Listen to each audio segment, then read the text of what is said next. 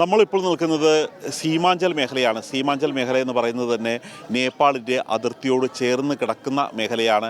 ഏറ്റവും നിർണായകമായ വോട്ടെടുപ്പാണ് ഈ രണ്ടാം ഘട്ടത്തിൽ നടക്കുന്നത്. കാരണം കഴിഞ്ഞ 2020 നിയമസഭാ തെരഞ്ഞെടുപ്പിൽ ഏറ്റവും കുറഞ്ഞ ഭൂരിപക്ഷം നേടിക്കൊണ്ട് JDU സ്ഥാനാർത്ഥികൾ വിജയിച്ച മണ്ഡലം കൂടിയാണ്. ഇവിടെ രാവിലെ മുതൽ മികച്ച പോളിംഗ് തന്നെയാണ് ഇവിടെ രേഖപ്പെടുത്തിയിരിക്കുന്നത്. സാധാരണ ഈ 85% എന്ന ഒരു പോളിംഗ് സ്വതന്ത്ര ഇന്ത്യ കണ്ട ഏറ്റവും വലിയ കടുത്ത പോളിംഗ് ആയിരുന്നു കഴിഞ്ഞ തവണ നടത്തിയിരുന്നത്. അതിനെ തോൽപ്പിക്കുന്ന തരത്തിൽ, അതിനെ വെല്ലുന്ന തരത്തിലുള്ളൊരു പോളിംഗ് ഇത്തവണ ഉണ്ടാകും എന്നുള്ള ഒരു പ്രതീക്ഷ തന്നെയാണ് ഉണ്ടായത്.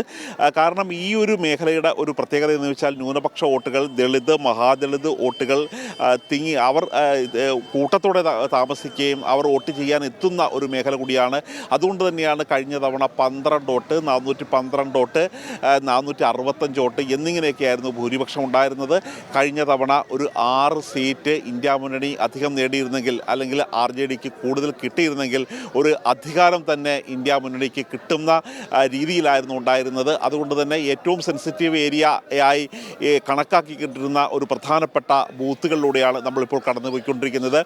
ഇവിടെ കിഷൻഗഞ്ച്, അരാരിയ തുടങ്ങിയ മേഖലകൾ, പൂർണിയ തുടങ്ങിയ മേഖലകൾ, ഈ മേഖലകളിൽ തന്നെയാണ്, ഈ ജില്ലകൾ ഉൾപ്പെടുന്ന ഒരു പ്രത്യേക പ്രദേശമാണ് ഇവിടെ വോട്ടിംഗ് വേണ്ടി എത്തിയിരിക്കുന്ന ആളുകൾ.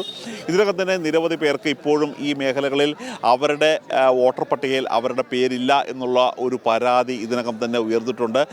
കാരണം നേരത്തെ ഒന്നാം ഘട്ടത്തിൽ നമ്മൾ കണ്ടതാണ്. പക്ഷേ അതിനെ മറികടന്നത് തെരഞ്ഞെടുപ്പ് കമ്മീഷൻ അടക്കം വാദിച്ചത് 31 ലക്ഷം പേർ അധികമായി വോട്ട് ചെയ്തു എന്നുള്ളത് തന്നെയാണ്.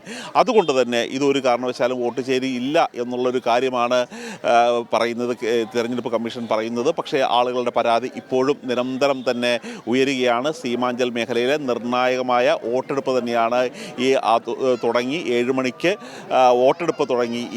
ഇത്രയും മണിക്കൂർ കഴിഞ്ഞിട്ടും വലിയ ക്യൂ തന്നെയാണ് പല ബൂത്തുകളിലും സീമാഞ്ചൽ മേഖലയിലുള്ളത്.